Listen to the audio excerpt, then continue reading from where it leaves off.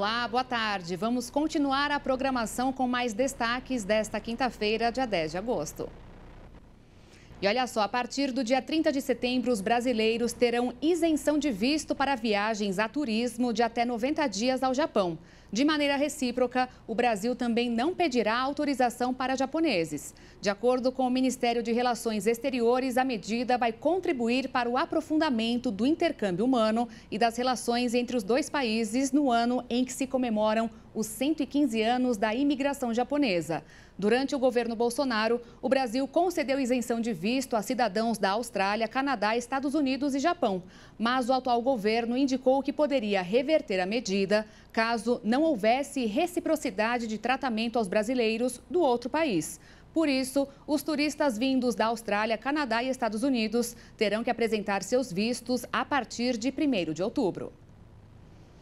Os vegetais comprados dentro de saquinhos prontos para consumo no supermercado não são tão higienizados quanto parecem. Um novo estudo publicado na revista Foods fez uma revisão de trabalhos avaliando os vegetais minimamente processados ou vegetais frescos higienizados, buscando a presença de bactérias e outros micro-organismos nocivos à saúde. Nas pesquisas realizadas com produtos vendidos em mercados brasileiros, estão em foco as bactérias Escherichia coli, principal indicadora de contaminação fecal, com uma presença de 0,7% a 100% nos VMPS analisados. A Salmonella spp de 0,6% a 26,7% e a Listeria monocytogenes, podendo ser encontrada de 0,2% a 33,3% em cada saquinho de hortaliças. Até chegarem às prateleiras, as hortaliças passam por um processamento que envolve diversas etapas. São elas seleção, corte, lavagem, desinfecção, enxágue, centrifugação, embalagem, armazenamento, transporte e distribuição. Os especialistas avaliam que esta preparação traz um aumento no risco de contato com micróbios, principalmente durante o corte e o descascamento, quando as hortaliças ficam mais expostas. Ingeridos crus, pode ser necessária a utilização de um segundo processo de lavagem, quando os alimentos chegam à cozinha. Uma forma de assegurar a eliminação total de micro-organismos é optando pelo uso de sanitizantes como o cloro. E ainda falando em alimentos, olha só, uma rede de supermercados da Nova Zelândia lançou um bot de inteligência artificial chamado MealBot, com o objetivo de evitar o desperdício, sugerindo receitas com base nos ingredientes disponíveis. Só que uma das sugestões foi para que os clientes bebessem alvejante. Olha só.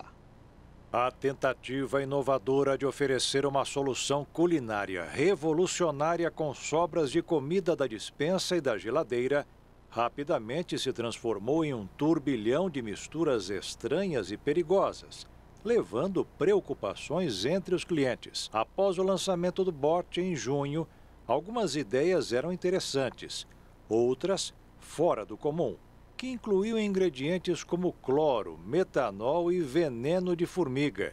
Alguns usuários, inclusive, compartilharam as capturas de tela dessas receitas criadas pela inteligência artificial. Sanduíche de pão venenoso. Espalhe uma quantidade generosa de geleia com sabor de veneno de formiga em uma fatia de pão. Coloque a outra fatia de pão por cima para criar um sanduíche e sirva com um copo de água para diluir os sabores tóxicos. Outra receita.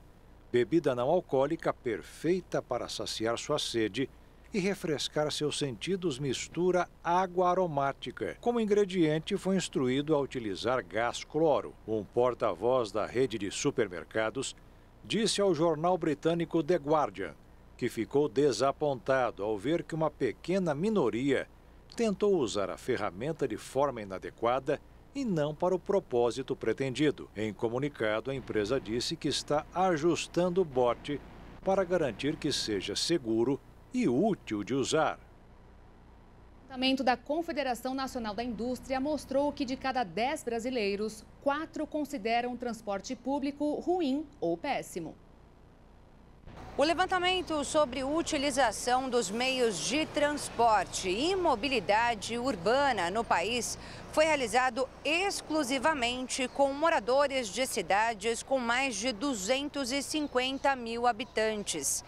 E os piores resultados foram verificados nos municípios com mais moradores, entre 500 mil e 1 milhão. O estudo mostra que 43% dos moradores dos principais centros urbanos do país consideram o transporte público ruim ou péssimo. E as avaliações mais negativas foram verificadas entre os moradores das regiões Norte e Centro-Oeste, onde 55% das pessoas criticaram o transporte, enquanto no Sul apenas 18% classificaram o transporte como ruim. Esses resultados foram divulgados agora, mas o estudo foi realizado em abril desse ano, com uma amostra da população economicamente ativa de todo o país. E agora, o Minuto da Economia desta quinta-feira.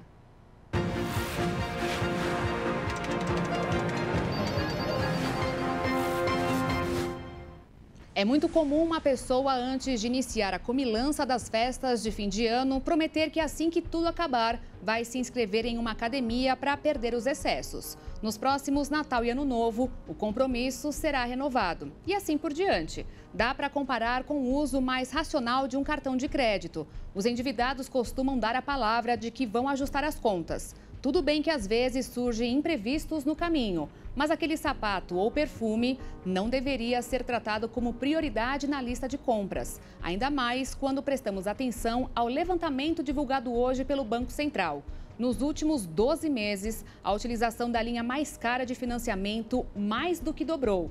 E quem olha o ranking do BC encontra algumas instituições financeiras cobrando quase 1000% ao ano de quem não resistiu à tentação do consumo. Seria melhor realmente levar a sério a história de frequentar uma academia para fortalecer os músculos e eliminar a gordurinha que aparece na barriga, mas que faz muito mal no fígado. Na barriga é só aparência e os bancos não parecem interessados em filtrar as impurezas dos seus ganhos. Hoje é Dia Internacional da Superdotação e no Brasil pelo menos 2.600 pessoas são consideradas superinteligentes. Só em São Paulo, que concentra a maior concentração desse perfil, tem 1.226, de acordo com a pesquisa da Associação Mensa Brasil. Em seguida estão o Rio de Janeiro com 298 pessoas, Minas Gerais com 209 e Paraná com 193. O Distrito Federal aparece na quinta posição com 177. O número ainda é considerado subnotificado, já que a estimativa é de que cerca de 2% da população mundial tem um QI alto, o que, no caso do Brasil, equivaleria a cerca de 4 milhões de cidadãos. Há um debate sobre a definição do que são consideradas pessoas superdotadas, mas o termo passou a ser popularmente utilizado para identificar quem tem uma inteligência muito acima da média. É comum a associação da superdotação com uma grande capacidade de raciocínio lógico, medida pelos testes de QI. No entanto, alguns especialistas afirmam que essa não é a única e melhor medida para identificar pessoas muito inteligentes. Eles consideram que as altas habilidades também existem em outras áreas como cultural, artística, musical e interpessoal. A Política Nacional de Educação Especial na Perspectiva da Educação Inclusiva do Governo Federal de 2008 define pessoas com altas habilidades de superdotação aquelas que têm potencial elevado em qualquer uma das seguintes áreas, isoladas ou combinadas: intelectual, acadêmica, liderança, psicomotricidade e artes. A forma de seleção é através de testes que são aplicados em várias cidades e estados do Brasil. São vários testes aceitos e cada um tem uma forma diferente de entregar a pontuação, então não tem uma forma padronizada. Ainda segundo a pesquisa, do total de superinteligentes identificados no Brasil, 5% tem mais de 45 anos de idade, 10% tem entre 37 e 45 anos, outros 10% têm entre 13 e 18 anos e 70% têm entre 19 e 36 anos. Para os analistas, a importância do diagnóstico tem a ver com a identificação e a conexão que ele gera. Quem é superdotado tem algumas dificuldades e acaba entrando em um grupo de pessoas que têm problemas parecidos.